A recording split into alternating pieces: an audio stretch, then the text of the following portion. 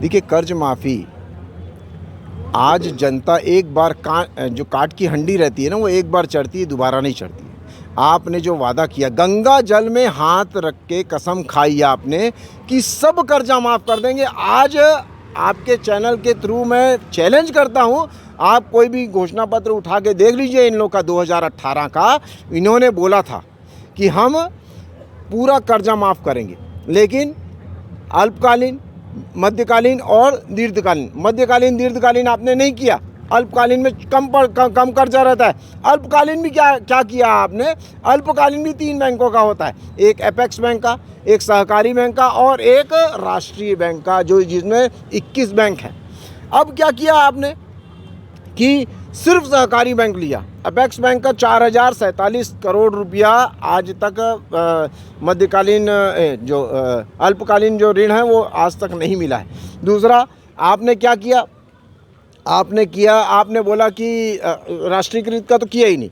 इसमें भी जो अल्पकालीन सहकारी बैंक में भी दिया, उसमें भी अल्पकालीन क्या होता है, 60% मिलता है कैश और 40% मिलते हैं सामान। 60% का आपने किया, 60% में भी पूरा नहीं दिया। 23 लाख बीना जी रजिस्टर्ड, 23 लाख रजिस्टर्ड किसान हैं यहाँ पर। उसमें आपने क्या बोलते हैं, हमने 13 लाख को दिया। 13 लाख भी कैसे दिया?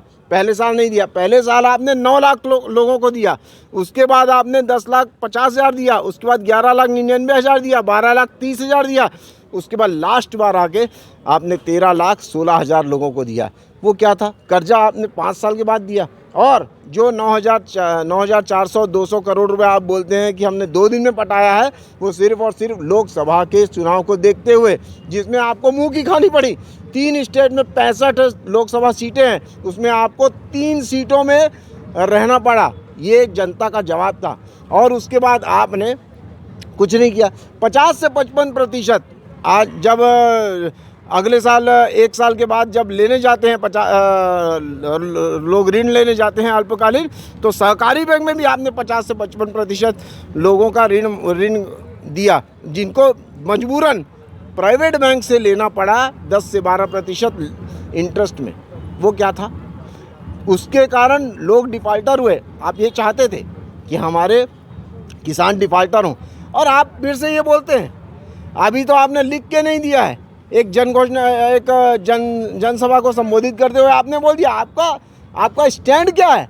जब आपने गंगा जल में हाथ में रख के कसम खाई थी तो आपका स्टैंड नहीं था, और तो अभी क्या स्टैंड रहेगा आपका? और जो इनके चाटुकारिता जो जनप्रतिनिधि हैं, अरुण वोरा जी, उनको खुद को मालूम नहीं होगा कि कितने रजिस्टर्ड किसान हैं और कितने लोग हैं और कितने लोगों का कर्जा माफ़ हो गया और कितना कर्जा माफ़ हो गया है। उनसे पूछ के देखिए कितना कर्जा माफ़ किया है, कितना पैसा दिया है। सदन में क्या बोले हैं?